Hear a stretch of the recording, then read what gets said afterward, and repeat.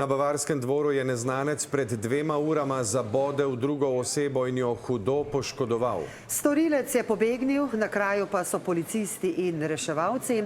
In tam je tudi kolega Luka Černe. Kakor smo izvedeli, je okoli 17:30 ure na tem avtobusu za menoj osumljenec z ostrim predmetom poškodoval voznika avtobusa. Kot smo neuradno izvedeli, naj bi si pri tem izmenjala ostre besede, nato pa naj bi osumljenec voznika zabodel z nožem. Star naj bi bil med 35 in 50 let in visok med 180 in 190 centimetrov.